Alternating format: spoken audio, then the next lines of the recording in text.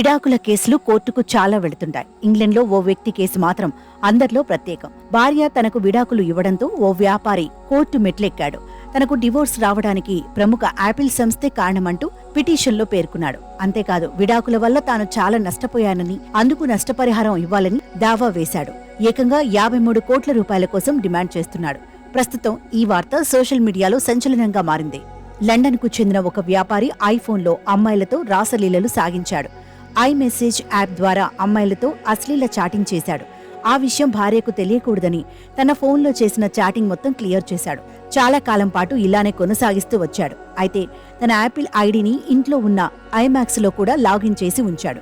ఫోన్లో చాట్ మొత్తాన్ని డిలీట్ చేసిన అతను ఐమాక్స్లో తీసేయడం మర్చిపోయాడు. దాంతో ఆ మెసేజ్లు కాస్త భార్య కంట్లో పడ్డాయి. భర్త ఇన్నాళ్లు మంచివాడు అనుకున్న ఆమె ఆ చాటింగ్ చూసి ఆశ్చర్యపోయింది.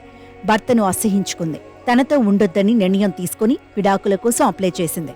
చివరకు అతని నుంచి విడాకులను తీసుకుంది.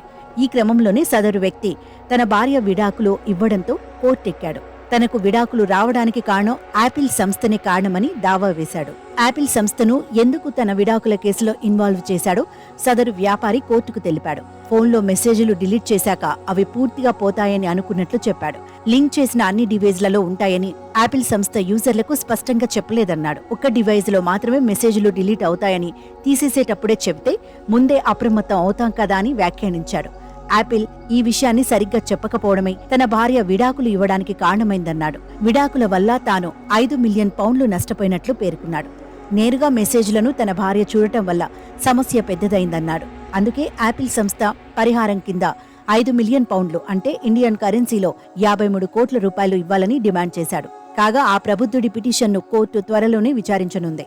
ఇందులో ఎలాంటి తీర్పు వస్తుందనే ఆసక్తి అందరిలోనూ కొనసాగుతోంది.